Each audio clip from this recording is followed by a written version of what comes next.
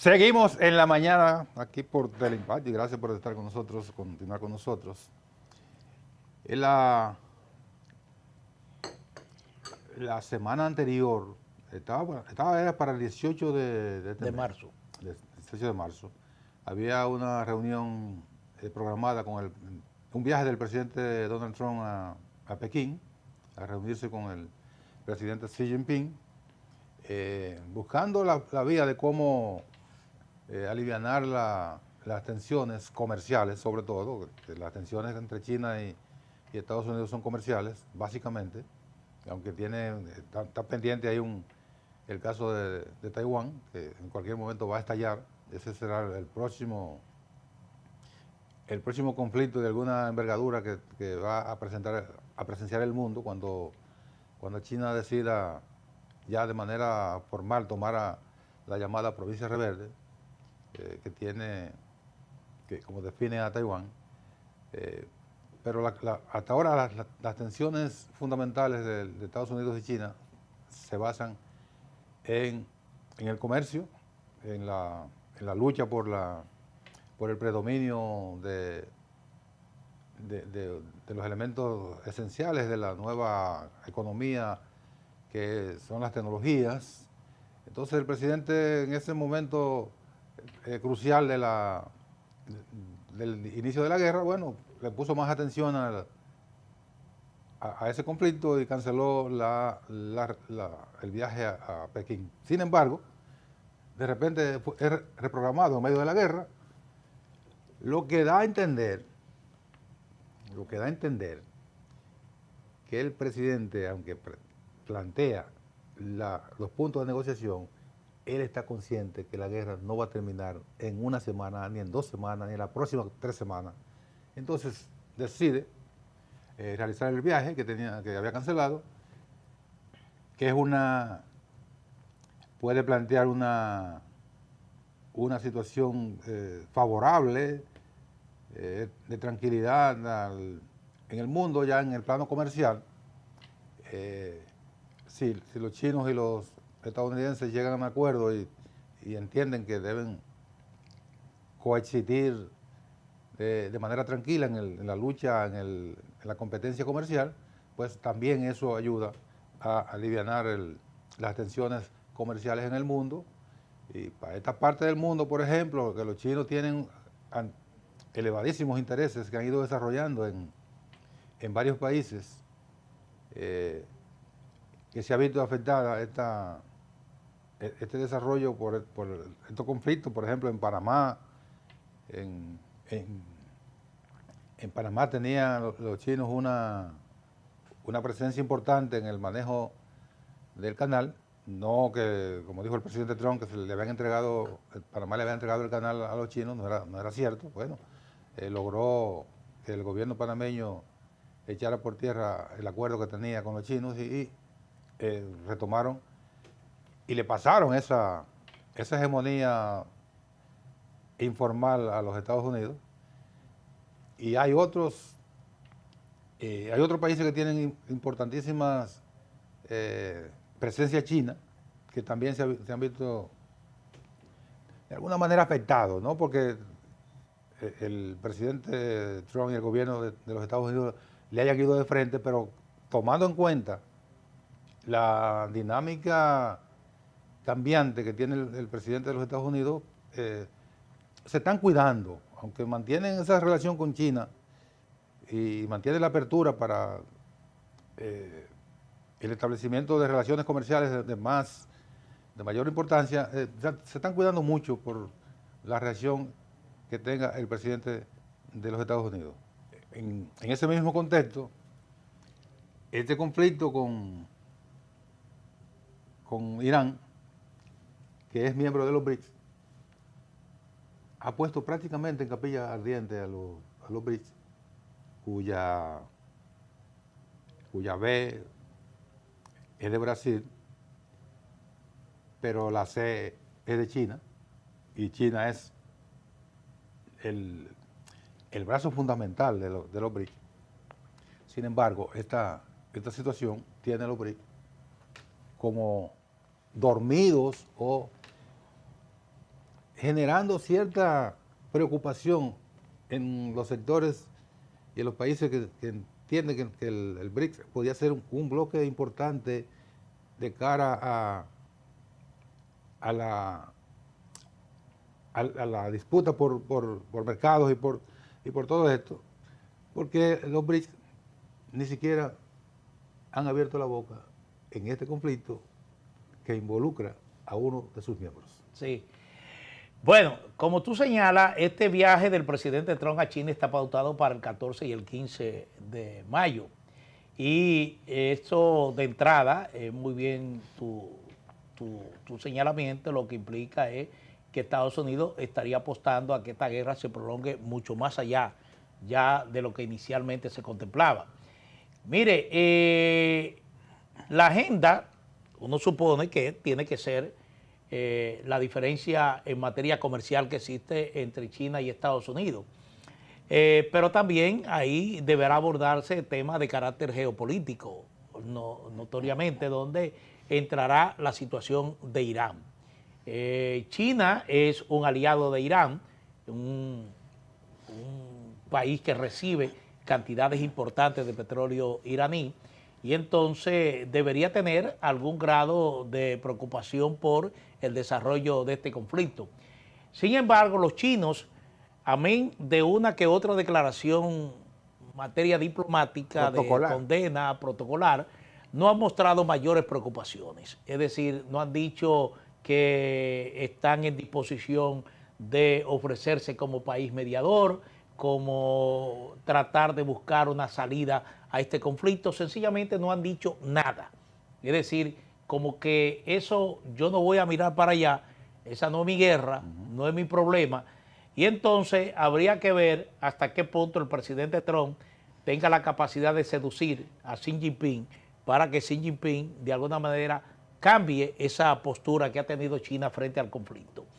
Resulta un poco difícil que China lo haga, sobre todo ya conociéndose los resultados de esta guerra. Es una guerra que en estos momentos, como yo decía en el día de ayer, uno no está en capacidad objetiva de decir quién la está ganando. No hay esa capacidad objetiva de decir, bueno, ¿quién estará ganando esta guerra? Porque uno ve cómo se producen ataques simultáneos de una parte y de la otra. Depende de quién diga. Exactamente. Entonces, la narrativa aquí es complicada. Es complicada porque uno tiene que sujetarse o a lo que diga Washington, a lo que diga Tel Aviv o a lo que diga Teherán. Y el tema es que las informaciones que fluyen son cada vez más preocupantes sobre el nivel de escalamiento del conflicto, de las posibilidades de que no hay, de que las posibilidades de que se llegue a un acuerdo negociado por la vía diplomática cada día se accidentan más, cada día se muestran un poco más dificultosas. Entonces, desde ese punto de vista, uno entiende de que sería difícil uno decir en este momento quién está ganando la guerra. Es una guerra que sigue su curso y que al parecer, como yo he insistido aquí y ustedes también, si no hay una salida diplomática, la única salida que se plantea es la militar. Y entonces ahí está el problema de este conflicto. Yo le comentaba fuera de estudio que Estados Unidos, más allá del plano militar, tiene que observar las repercusiones que el conflicto está teniendo, tanto a lo interno de los Estados Unidos como en el entorno global. Este conflicto está generando incertidumbre en la economía mundial, producto fundamentalmente del encarecimiento del precio del petróleo, del gas, pero también de los alimentos. Ya eso comienza a impactar el costo de los alimentos. Estados Unidos está teniendo un nivel de inflación porque ya los precios de los combustibles internos han aumentado. Entonces, Estados Unidos, más allá del plano militar, tendrá que observar estas situaciones que se están creando, tanto dentro de sus aliados en el Golfo como de sus aliados más allá del Golfo, porque, vuelvo y repito, esto ya está generando una incertidumbre económica global que se irá aumentando, irá creciendo en la medida que se prolongue el conflicto. Ese es un aspecto que tiene que observarlo Estados Unidos y que Irán e Israel no tienen que observarlo, porque realmente a quienes se están golpeando son a los aliados de los Estados Unidos. La otra parte, a lo interno de los Estados Unidos, es que Trump, el Partido Republicano, tiene las elecciones de medio término en el mes de noviembre de este año. Y lo que dicen las encuestas en los Estados Unidos es que el nivel de aceptación de la administración del presidente Trump va en declive, un declive bastante acelerado, porque hasta la semana pasada lo que decían varias encuestas, incluyendo una de Fox News, que es un canal muy cercano a los republicanos, es de que, particularmente al presidente Trump, es de que la popularidad del presidente Trump había descendido entre un 38 y un 36%.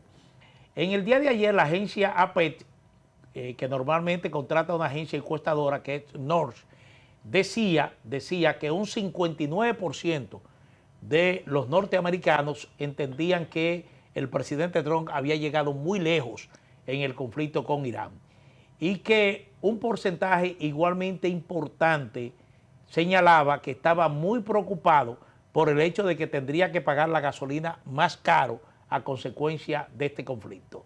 Y en definitiva se decía, ya hablando de manera global, de que solamente 4 de cada 10 estadounidenses tiene un nivel de aprobación a la administración del presidente Trump. Esto implica que la popularidad de Trump, que está en declive, podría impactar lo que es la votación del Partido Demócrata en esas elecciones de medio término. Se da por descontado de que si la situación se mantiene como tal, el Partido Republicano por lo menos perdería el control de la Cámara de Representantes. Eso es lo que se está planteando. Pero amenazaría también esa mayoría que tiene en el Senado de los Estados Unidos. Si pierden ambas cámaras y la conquistan los demócratas en un porcentaje importante, entonces Trump se colocaría en la posibilidad de un juicio político, que él mismo lo ha previsto. Sí, el mismo Trump lo ha previsto, la posibilidad de un juicio político. Y para concluir, Nelson y amigos televidentes, para que ustedes tengan una idea del efecto que está teniendo esta guerra a lo interno de los Estados Unidos, ayer se celebraron unas elecciones especiales en el distrito donde vive el presidente Trump en Miami y ganó una candidata demócrata. Tengo incluso el nombre por aquí. Ganó una candidata demócrata en ese distrito, lo que indica que ya las últimas elecciones especiales que se han celebrado en los Estados Unidos desde que Trump llegó al gobierno de los Estados Unidos, si no la ha perdido toda, la proporción es de 90-10. Es decir, que los republicanos la han perdido prácticamente toda. Y eso es una señal de lo que podría pasar en el mes de noviembre. Entonces Trump en este conflicto está obligado a observar otros factores más allá del campo militar para tratar de forzar a un cese al fuego en esta guerra.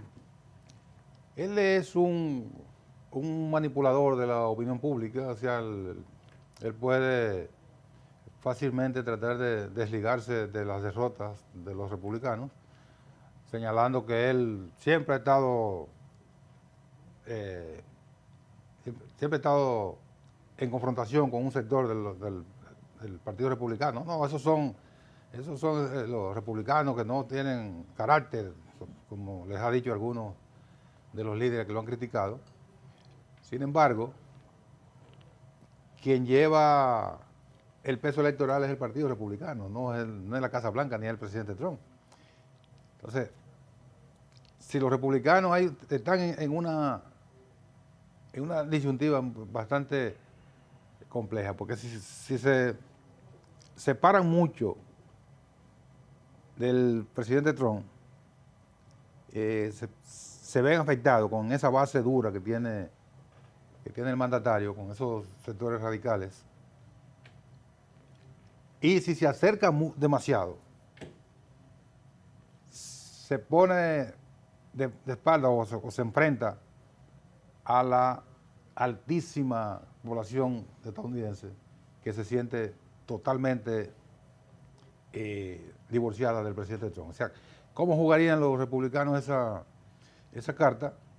Ni, como dice popularmente, ni tan cerca que queme el santo, pero ni tan lejos que no lo alumbre. Entonces, ahí ¿cómo van a jugar ellos esa carta? Lo que sí está bien documentado es el efecto en el bolsillo de los estadounidenses. En el año 1992, cuando entonces el presidente George Bush, emerge de la primera guerra de Irak, la llamada tormenta del desierto, surge con una aprobación de 90%. Y el candidato republicano, que era en ese momento el gobernador de Arkansas, Bill Clinton, ¿cuál era su discurso? Bueno, mientras el presidente Bush enarbolaba la victoria de haber recuperado a Kuwait de manos de Irak, que lo había invadido, y toda esta parafernalia de guerra y esa aureola triunfadora, Clinton lo que le decía era, es la economía, bruto, porque era que la gente apoyaba al presidente Bush por el efecto, el éxito militar que había tenido en Irak. Sin embargo, internamente había un deterioro importante de las condiciones de vida de los estadounidenses. Y Clinton le decía, no es Irak, es la economía. Bueno, y a pesar de ese triunfo y toda esa gloria con que regresó de la llamada tormenta del desierto, Clinton le dio una paliza en las elecciones del año 1993. Entonces, ahora la cosa no es ni siquiera parecida porque el presidente Trump no ha ganado una guerra y ya tiene el efecto erosionador de la popularidad como consecuencia de la afectación directa a los bolsillos de los estadounidenses. Entonces, esa factura económica, esa factura bursátil, de seguro que se la van a cobrar a Trump y a los republicanos en las elecciones de medio término. Tú recordabas que ha ido perdiendo la mayoría de los procesos que se han ido desarrollando. Bueno, en Nueva York perdió de manera aplastante la alcaldía, pero antes de Nueva York había perdido 2 senadurías importantes en New Jersey y en Carolina del Sur, Carolina del Norte.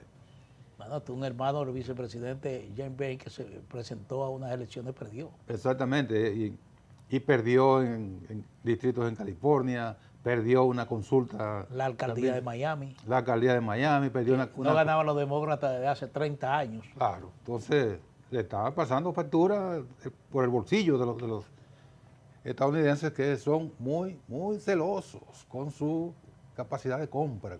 El que le erosiona eso, le pasan la factura electoral. Sí.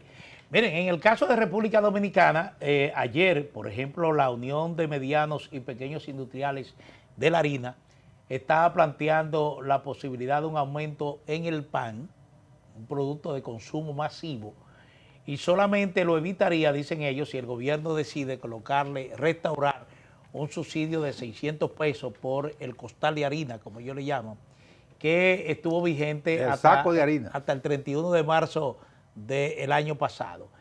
Hay que recordar que ese subsidio lo instaló el gobierno a raíz de los efectos que produjo la invasión de Rusia a Ucrania, porque la harina subió de precio, tanto Rusia como Ucrania son productores de granos importantes, y debido a ese conflicto se produjo un aumento en el precio de la harina. Pero ellos están diciendo ahora que además del precio de la harina, hay un aumento en el precio de los aceites, que se utiliza también en la elaboración del pan, y los plásticos.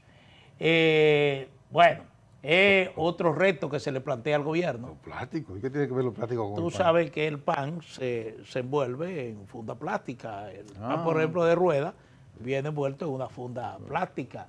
Y si usted va al supermercado y compra pan de agua, también se lo echan en una funda plástica. Sí, okay, ya.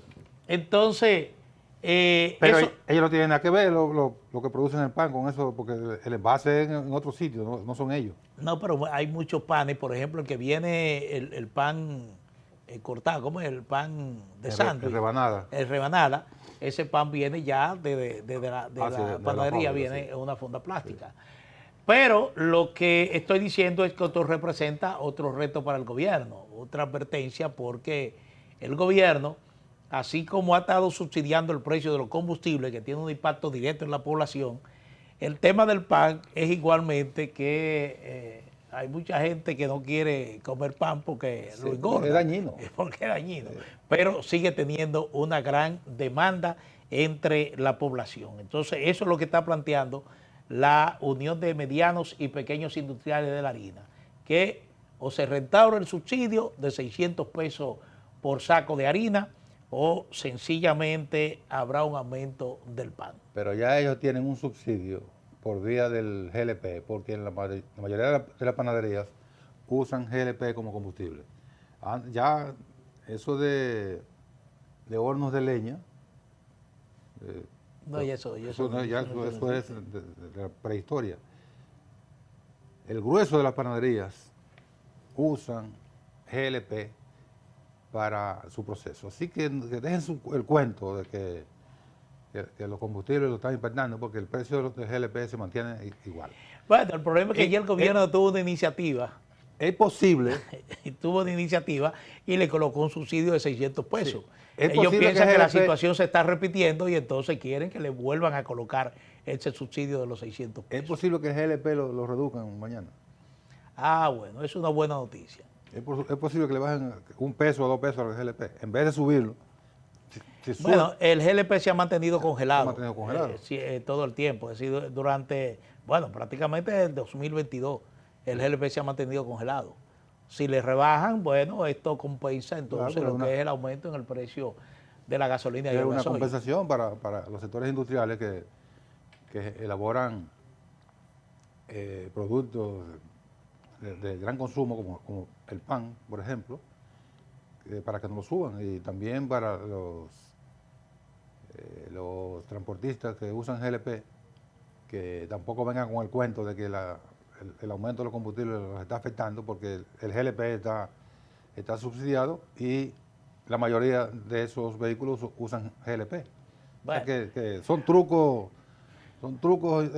comerciales para lucrarse de una situación que afecta a todo el mundo, pero ellos no están tan impactados. Sí, bueno, si se produce una rebaja en el GLP, uno tendría que pensar un aumento en el subsidio del gobierno a los combustibles, porque el GLP es uno de los productos que está siendo afectado precisamente por esa inestabilidad en los mercados de los hidrocarburos. Sí. Entonces ahí habría que pensar ya en un aumento del subsidio que el gobierno ha estado destinando semanalmente a los combustibles. Mira, Nelson, el tema de las redes sociales sencillamente preocupa no solamente en República Dominicana, sino a nivel mundial. Por un lado, ya algunos países están tomando medidas para restringir el uso de celulares en las escuelas. Varios países países europeos, incluso ya aquí en la República Dominicana, el ministro de Educación planteó que iba a proponer al Consejo Nacional de Educación restringir el uso de teléfonos celulares en las escuelas y colegios privados del país.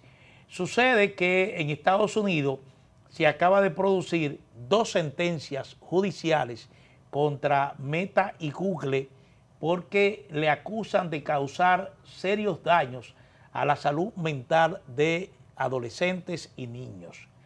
Estas 2 sentencias han sido muy divulgadas por medios en los Estados Unidos porque se produce muy a pesar de que estas 2 grandes empresas multinacionales han rechazado siempre de que las redes sociales contribuyan a deteriorar la salud mental de los jóvenes. Se está hablando incluso de casos de suicidio de jóvenes que han sido de una manera u otra impactadas por las redes sociales. Pero se ha producido esta sentencia, dice aquí, voy a a leer, me gusta compartir de manera muy transparente todo. Dice que durante años padres, adolescentes, pediatras, educadores y delatores han defendido la idea de que las redes sociales son perjudiciales para la salud mental de los jóvenes y pueden conducir a la adicción, los trastornos alimentarios, la explotación sexual y el suicidio.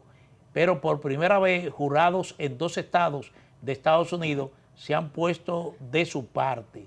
Un jurado determinó el miércoles en Los Ángeles que tanto Meta como YouTube eran responsables de los daños causados a los menores que usan sus servicios.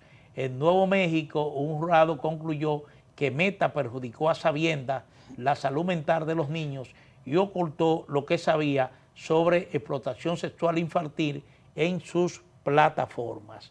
Esto es lo que se está produciendo en torno a las redes sociales y ya ustedes ven que en Estados Unidos se producen 2 sentencias por parte de 2 cortes que afectan precisamente lo que es la operación de redes sociales por parte de jóvenes. Mira, no hay nada que se pueda hacer. Cuando algo se masifica de la forma que se masificaron las redes sociales a partir de la primera década de este siglo, digamos, el auge de las redes tomó impulso a partir de, digamos, 2005 para acá, en los últimos 20 años, que ha habido esa explosión de redes y prácticamente una adicción. Cuando se llegan a esos niveles de dependencia, es muy difícil que los estados puedan controlar. Lo que tú señalas información es la preocupación que ha generado a nivel mundial el uso de las redes sociales, que de una herramienta fundamental para la comunicación, para la interacción personal, la interacción social, se ha convertido en un elemento de alta peligrosidad, incluso para la salud mental. Varios países de Europa, concretamente los países escandinavos, han tomado medidas para que los menores de 15 años no puedan tener acceso a las redes sociales. Han establecido protocolos que obligan a los padres a controlar el acceso de los menores a las redes sociales porque han notado, después de muchos estudios y de resultados muy documentados,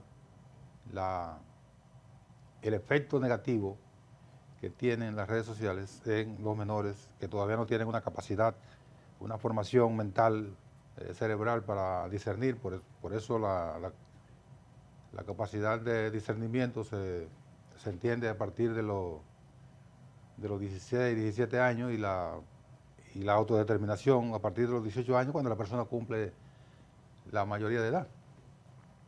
Pero esos adolescentes que entran al uso de las redes y a estas herramientas y se convierte en una adicción, su cerebro, según dicen los que han estudiado el tema, queda condicionado de manera muy fuerte a este bombardeo, a este veneno mediático. Entonces esos países han tomado medidas para que los menores no accedan a las redes sociales. Sí, bueno. Tenemos una situación muy difícil de controlar. ¿Por qué? Porque si bien los responsables del control de los niños, adolescentes, son los padres, ocurre que el tiempo que se pasan juntos por las responsabilidades laborales de ambos padres, o a veces que son hogares de un solo padre, dificulta ese control porque se pasan trabajando y cuando llegan al lugar, los menores han tenido mucho tiempo para, eh, han estado mucho tiempo solos y han tenido toda la libertad para actuar. Entonces, la, la Unión Europea le ha puesto muchos controles a las plataformas de Google, Facebook, de Instagram, etcétera, justamente porque han notado que los efectos sobre la población menor han sido han sido devastadores en términos de la formación integral de esos jóvenes. Pero ahí entra entonces lo que le llaman la libertad de comercio, la libertad que tienen estas empresas, que son negocios, a operar libremente en un ambiente de libertad de empresa, libertad de negocio, y entonces las regulaciones chocan con esa realidad que tampoco pueden estos países controlar enteramente. El manejo ya en las escuelas, ahí pues es un ambiente más controlado, porque la escuela la controlan adultos que tienen un tiempo específico con los jóvenes, con los niños y con los jóvenes. Ahí puede haber un tipo más de control, pero que es un control momentáneo, que se circunscribe a ese tiempo, a ese espacio en que los niños están y los jóvenes están en las escuelas. Sí, bueno, eso es verdad, porque se producen estas dos sentencias, pero uno pregunta, bueno, ¿qué hacer ahora? Es decir, ¿cuáles son los controles que deberían implementarse para evitar esos efectos que las redes sociales están causando en los jóvenes, niños y adolescentes? Entonces, ¿qué hacer? ¿Qué hacer?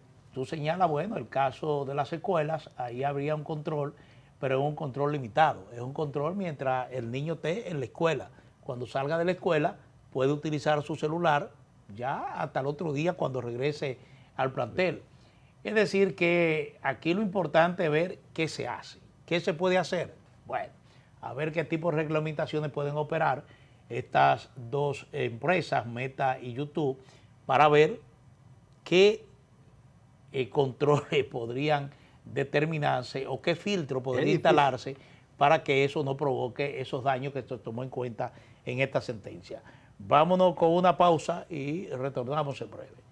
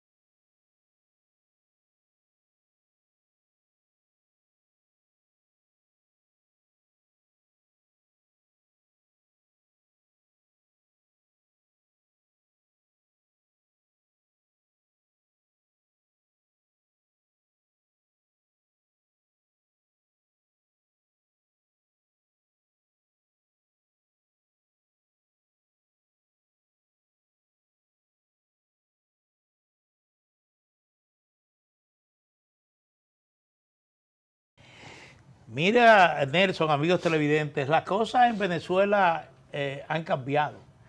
Uno dice, bueno, han cambiado. Están cambiando. Están cambiando desde que se llevaron a Maduro. ¿Para bien o para mal? Delcy Rodríguez, yo no sé si para bien o para mal, pero Delcy Rodríguez sencillamente se ha entregado en los brazos de Estados Unidos y ahí la impresión que hay por los hechos consumados es de que cualquier disposición que venga desde Washington es acatada en Venezuela. Con las dos manos. Bueno, pero del otro lado está María Corina Machado, la líder de la oposición venezolana. A mí me sorprendió ayer. ¿Llegó a Venezuela? No, todavía, sigue fuera. Ella llegará cuando el Departamento de Estado le diga, mira, ya las condiciones están dadas para que tú regreses, así que regresa. Mientras tanto, ella no va a regresar porque ella también tiene una cercanía, una comunicación permanente con ese Departamento de Estado. La dependencia. Bueno, yo dije que las cosas en Venezuela han cambiado. Usted pregunta si para bien o para mal. Yo le respondí que yo no sé, sencillamente no tengo una respuesta a flor de labio. Pero le digo que en el día de ayer a mí me sorprendió que María Corina Machado planteara la privatización de la industria petrolera venezolana y obviamente el gobierno venezolano se sirve con la cuchara grande diciéndole que no, que esa es una posición risible, que un divulgado que entreguista. Sí, que es entreguista cuando yo estoy haciendo entreguismo. Pero a mí me parece de que esa no es una posición correcta de María Corina Machado. Probablemente lo haga presionada por la situación que está afrontando, una situación donde evidentemente Estados Unidos se ha convertido en el garante del mantenimiento en el poder de esa estructura machista, de esa estructura chavista madurista en el poder. Y ella, quizá tratándose de colocarse en una posición más simpática a Estados Unidos que la que tiene Delcy Rodríguez, se apresura a hacer un planteamiento de esta naturaleza totalmente incorrecto. Lo aconsejable para María Corina Machado es que no se desespere. Que no se desespere porque esa situación parece que se va a prolongar en el tiempo, que esté tranquila porque ya el retorno de Venezuela a la democracia no depende ni de la oposición ni del gobierno de facto que tiene Venezuela. Depende de lo que decida Estados Unidos. Y con posiciones simpáticas como la que María Corina Machado trató de plantear en el día de ayer, no es verdad que van a motivar a los norteamericanos de alguna manera a tomar decisiones que ella entiende que le pueden beneficiar a ella y a la oposición venezolana. Sobre todo si tú me dijeras que hay una confrontación con los Estados Unidos, esa posición pudiera lucir simpática y pudiera generar alguna aceptación para implementarse por parte de Estados Unidos. Pero ¿para qué le interesa a los Estados Unidos que se plantee una privatización de los recursos petroleros venezolanos, claro, si de hecho están en control de los Estados Unidos?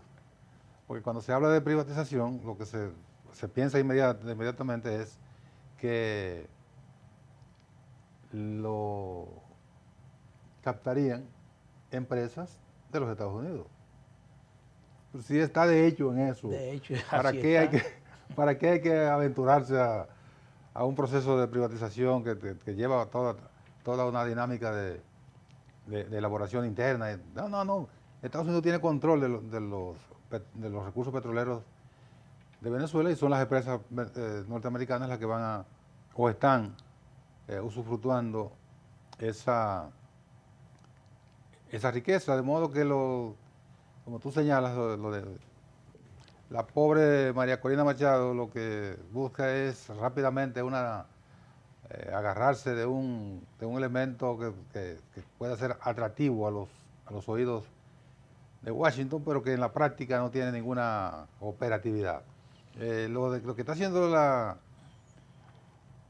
presidenta encargada de Venezuela, Delcy Rodríguez, es algo sencillamente desafortunado, algo sencillamente, ¿cómo se puede? Es casi, yo no encuentro cómo describir a Delcy Rodríguez. Es una sinvergüenza. Oye, pues es increíble. Pero ¿cómo usted se pasa tanto tiempo con un discurso de confrontación con el imperio, toda esa basura que todavía repite allá esa parte que está gobernando en Venezuela, y de repente es más anuente que cualquiera de estos, de Milei, de Bukele, de Noboa, de todos esos alicates? Ella está haciendo exactamente lo mismo. Mira, ayer despidió a Moncada. Moncada fue canciller durante un tiempo y tiene varios años como representante de Venezuela en Naciones Unidas. Y si ustedes buscan,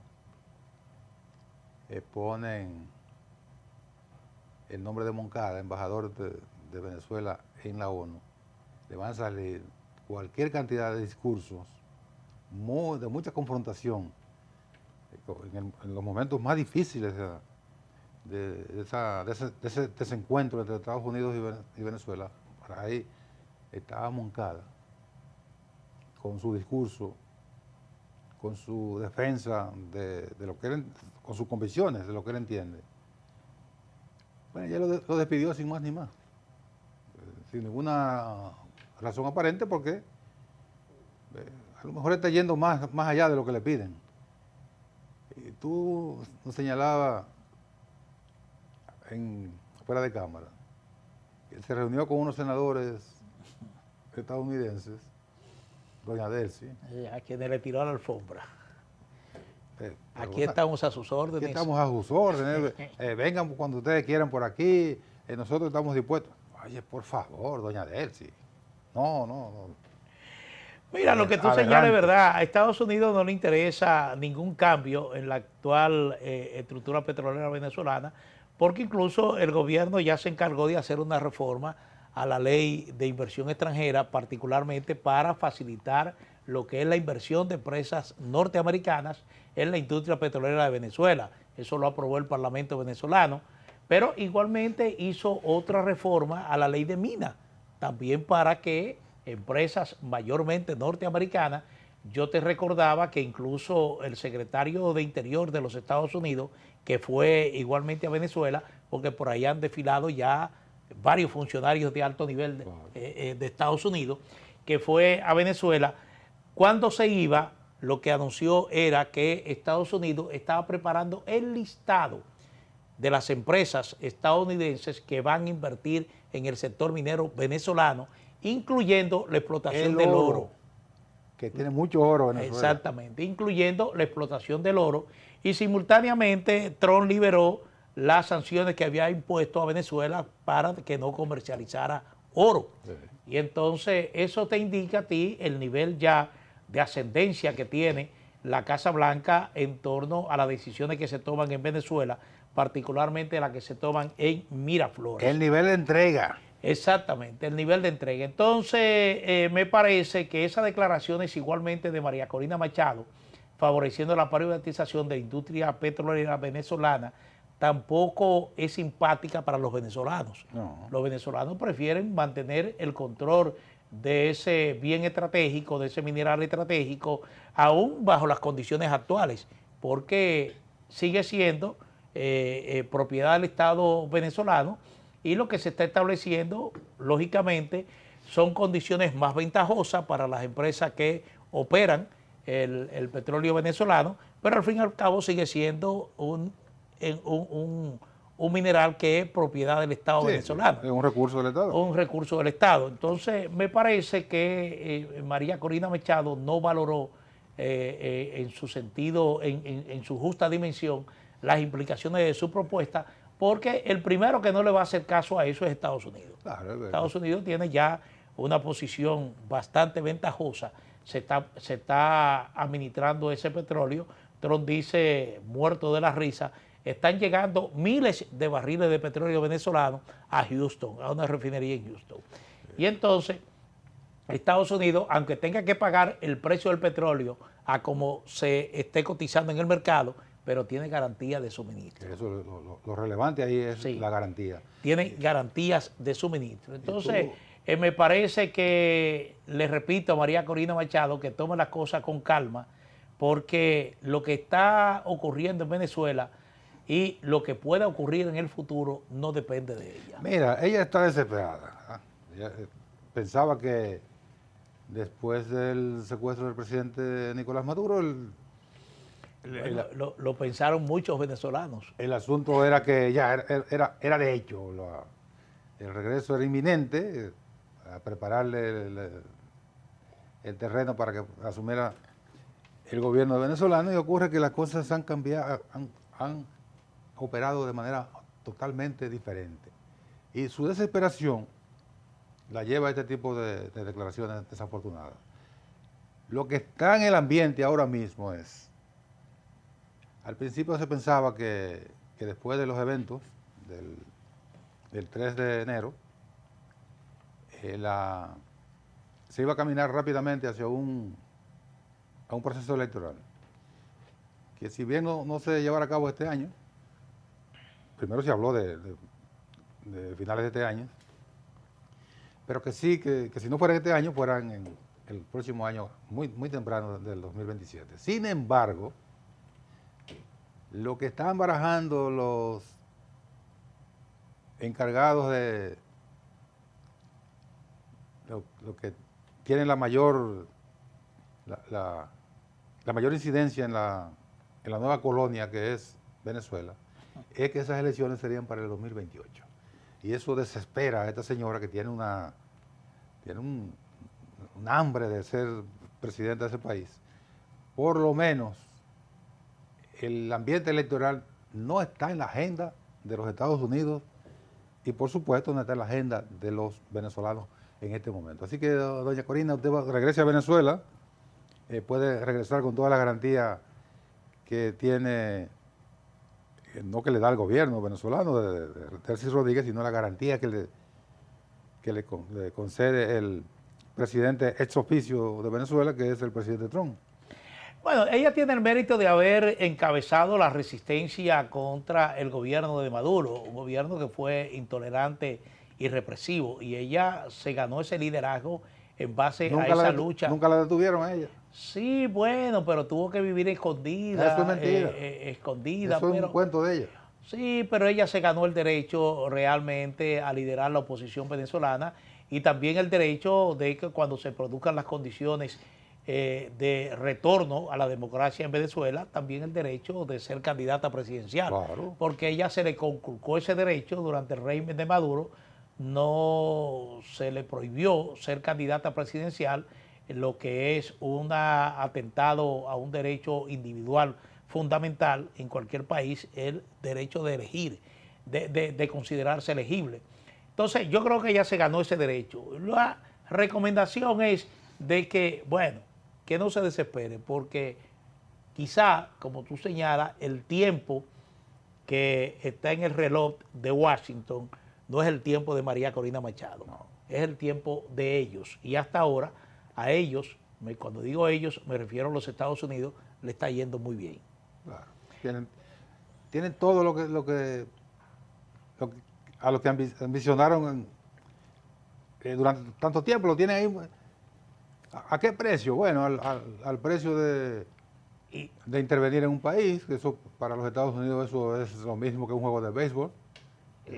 Una intervención forma parte de la dinámica histórica de los Estados Unidos. Eso es una raya más al tigre. Y nadie se imaginaba que eso se lo iba a poner en la mano sus enemigos. Sus enemigos. Así. Miren, el tema del petróleo sigue siendo la preocupación fundamental en el marco de este conflicto. Y lo traigo a colación porque ayer un diario especializado que se llama 5 Días, me parece, es un diario digital que se especializa precisamente en temas económicos y fundamentalmente del petróleo, estaba estableciendo la incertidumbre que genera esa situación que se está generando en el Golfo de ataques a instalaciones petroleras, tanto de Irán como de los países del Golfo.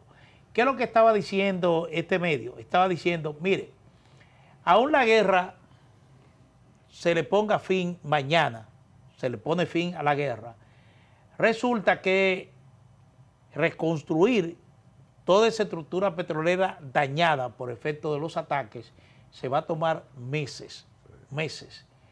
Y establecía en el tiempo que posiblemente el restablecimiento completo de toda esa estructura que ha sido atacada y dañada se prolongaría hasta por 5 años. Es decir, imagínate, que estamos hablando de que el precio del petróleo probablemente se estabilice, pero se estabilice a un costo que no sería tan atractivo para países importadores, en este caso como República Dominicana, no sería tan atractivo para mantener un precio más o menos asequible en los combustibles internos. Entonces tendremos que acostumbrarnos a pagar petróleo caro durante buen tiempo. El expresidente Leonel Fernández analizaba esta situación recientemente y estaba planteando una salida al estilo de Petrocaribe. Aquí hemos hablado del tema anteriormente y uno observa... Pero hablamos fue fuera de cámara. Vamos sí, a hablar ahora en cámara y a poner en contexto, como diría el amigo. Sí, recuerdo que fue fuera de cámara. Entonces, resulta que las condiciones que se están dando en la región no parecen favorables a que se repita una experiencia similar a la de Petrocaribe. Él hablaba, por ejemplo, que Ecuador, que Colombia, que Venezuela y que México integraran una especie de bloque que permitiese, en el caso de que el petróleo alcanzase un precio realmente fuera de competencia, estamos hablando de $200 el barril, instalasen un bloque que podría reeditar bajo condiciones muy específicas lo que fue Petrocaribe. ¿Qué fue Petrocaribe? Petrocaribe fue un mecanismo que estableció el entonces presidente venezolano Hugo Chávez, a través del cual se financiaba petróleo a países de la región cuando el costo de ese mineral sobrepasaba los $100 el barril. Se pagaba hasta los $100 y a partir de ahí se financiaba ya la diferencia en una deuda a 20 años, a 30 años. Sí. Pero ya eso, presidente Fernández, parece bastante difícil. Bastante difícil porque Venezuela, que es el principal productor de la región de petróleo, no entraría en ese acuerdo regional si no tiene el aval de los Estados Unidos, por un lado. Por el otro lado, Colombia y Ecuador, bueno, él incluía Brasil también. Colombia y Ecuador, Petrobras, y hasta cierto punto Brasil, el petróleo que producen es prácticamente para garantizar su consumo interno.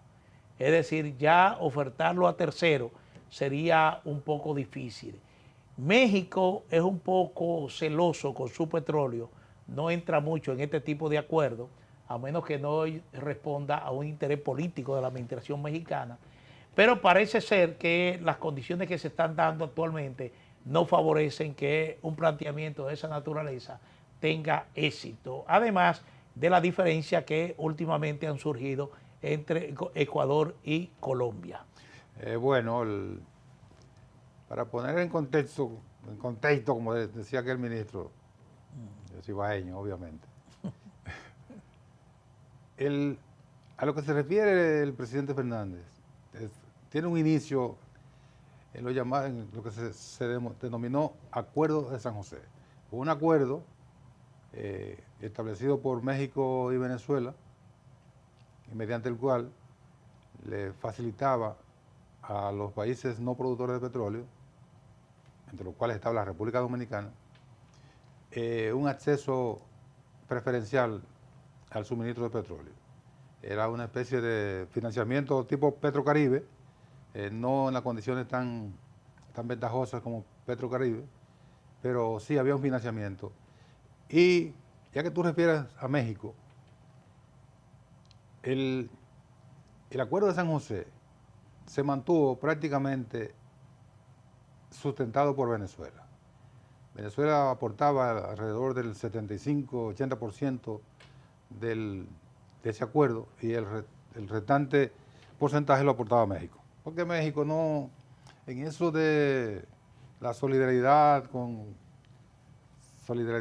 solidaridad internacional, cuando entra en el petróleo no es tan decidido.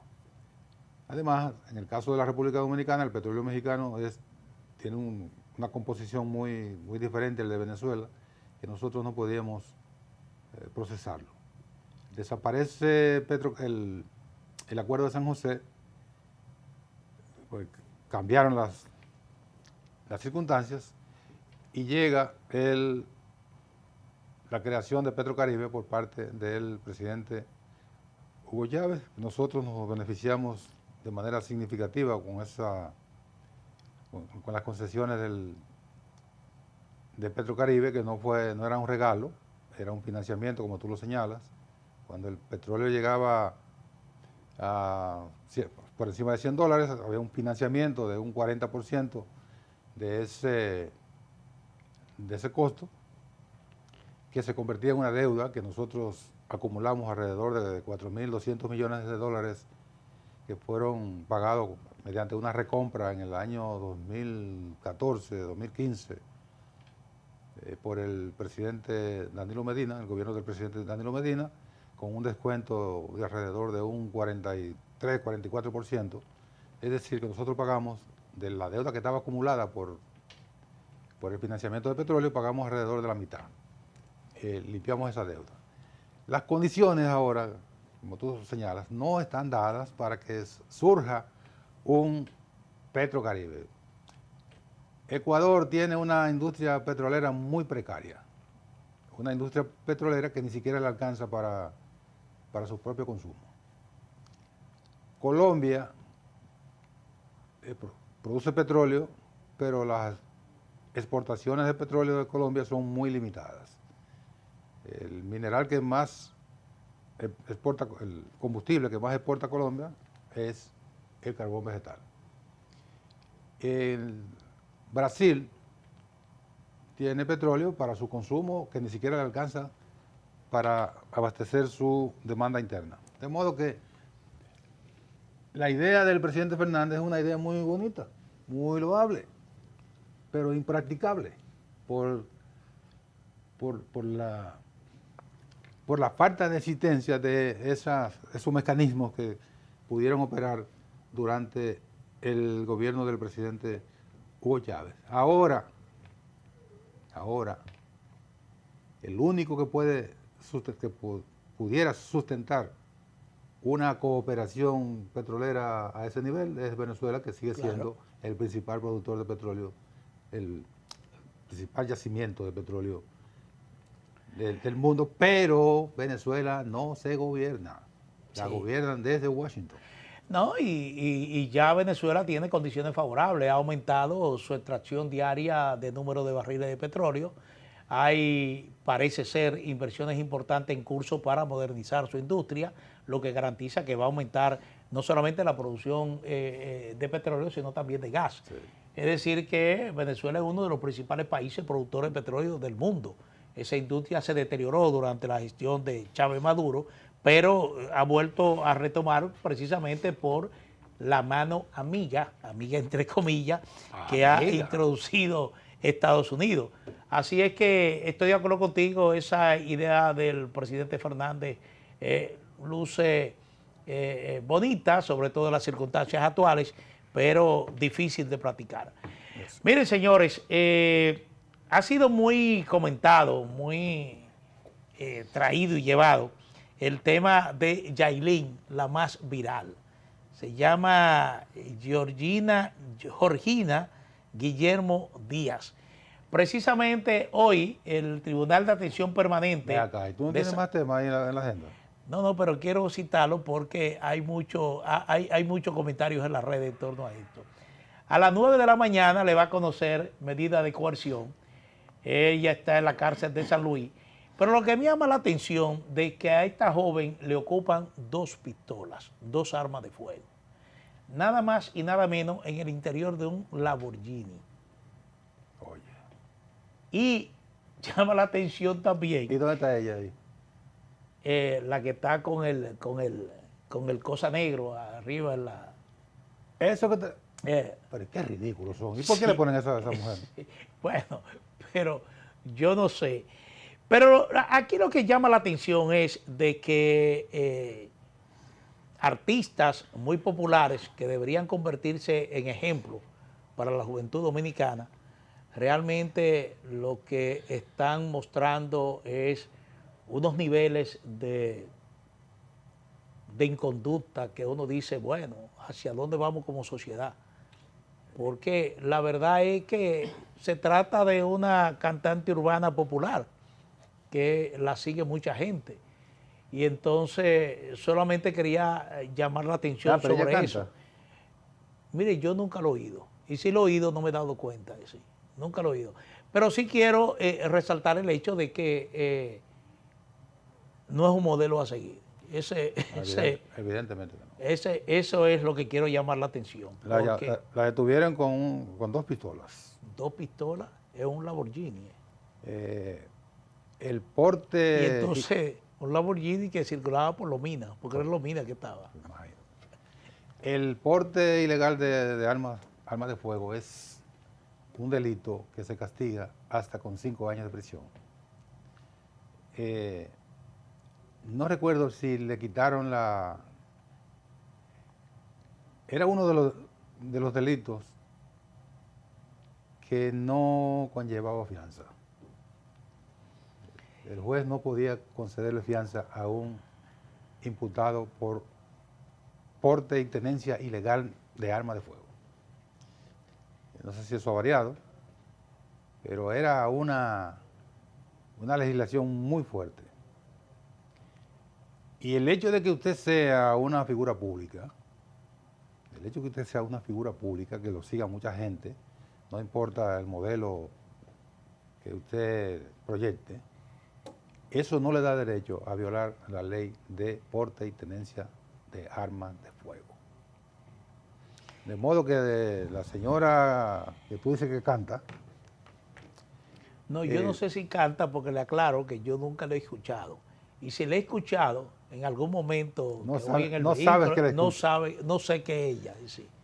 No sé qué es ella. Cometió un delito grave. Pero así es. Un delito grave. Así es, indudablemente. Mire, Nelson, en el día de ayer en el Caribe se produjo otro ataque de la Armada de los Estados Unidos contra una presunta lancha de narcotraficantes o narcolancha, como le llaman. Todavía. Hay 4 muertos como resultado de este ataque. Ya se eleva a 163 el número de gente, de personas fallecidas, producto de ataques de la Armada de los Estados Unidos, tanto en el Caribe como en el Pacífico. Estados Unidos alega que quiere frenar la llegada de droga a su territorio y entonces por eso el presidente Trump desplegó buques de la Armada estadounidense en la zona del Caribe y el Pacífico para contrarrestar estos envíos.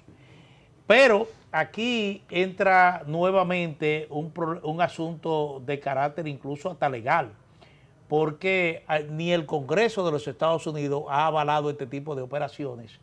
Se ha llamado al secretario de Guerra de los Estados Unidos para que dé una explicación de por qué se mantienen estos operativos, porque uno supone que una embarcación naval militar que le ordene el harto a una lancha que se desplace en aguas territoriales, en aguas del Caribe, es difícil que esa lancha de alguna manera desconozca esa alerta o ese llamado a que se detenga. Ni lo enfrente. Ni lo enfrente, sobre todo si te hacen disparos de advertencia, si te hacen de alguna manera, te bloquean la ruta, pero se ha estado produciendo estos ataques y en esos ataques, como dijo, han muerto 163 personas. 163 personas. Estamos hablando de un número de fallecidos bastante significativo. Parece que hay una determinación a no cesar en esos operativos. Todavía no se conocen cuáles son los resultados concretos, qué cantidad de droga se ha evitado ingresar a los Estados Unidos,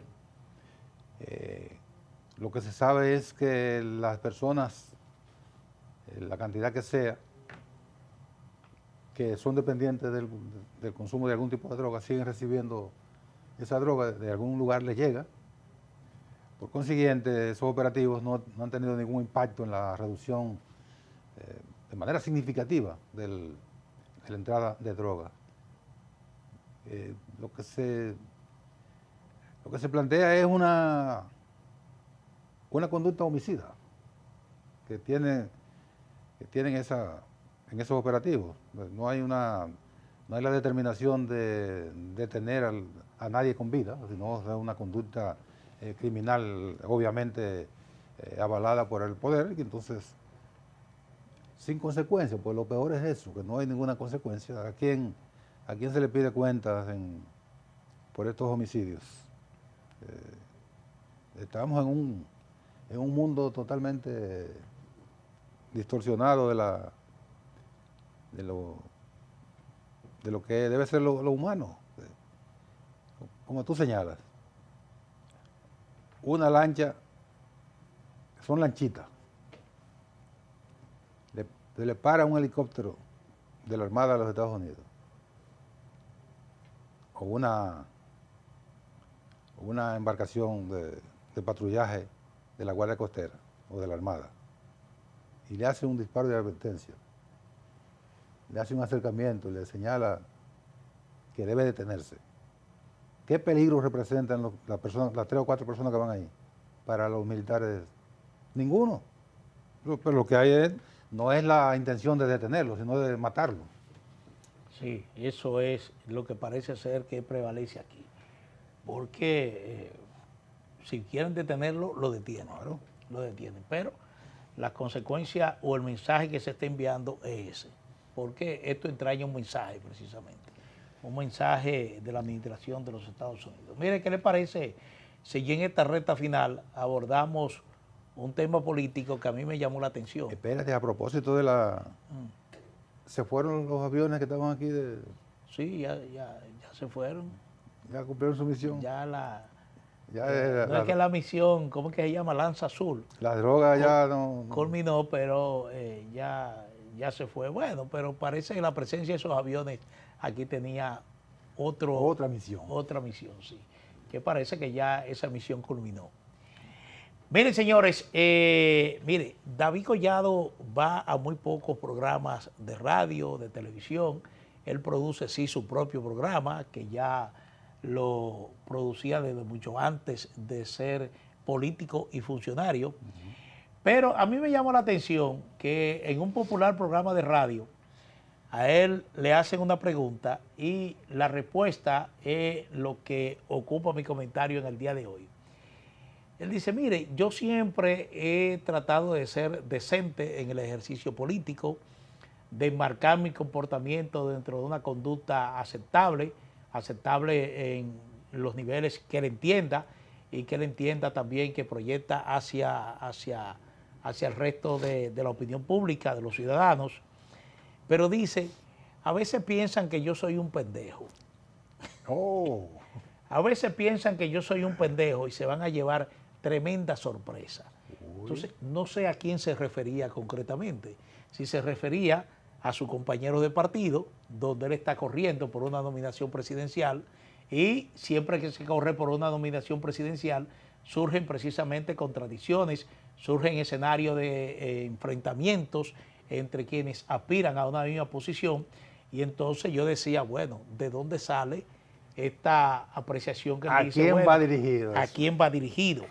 Afuera. A veces piensan que soy un pendejo, palabras textuales, pero se van a llevar una gran sorpresa. ¿Quiénes consideran que él es un pendejo y quiénes son los que se van a llevar la gran sorpresa? ¿De dentro o de fuera? Yo percibo que se refería al plano interno. Bueno, eso es lo que se percibe. Sí, porque... Que el mensaje esencialmente es interno. El mensaje es interno, porque hay se está diciendo, son rumores, ¿verdad? Como la canción de... Sí. Son rumores de que el presidente Hipólito Mejía está dispuesto a echarle una pasta de jabón al sancocho si Carolina Mejía no es la candidata. Entonces, Bueno, ¿y en qué consistiría esa pasta de jabón al sancocho? yo no sé, pero de Hipólito es igual que Donald Trump, tú esperas cualquier cosa. Yo no sé. Pues entonces parece que es esa advertencia directa. Ese mensaje es interno. Sí. Terminamos. Sí. Dicen los muchachos que terminamos, todavía faltaban 2 minutos, pero está bien. Se los regalamos. Buenos días. Gracias por su atención esta mañana.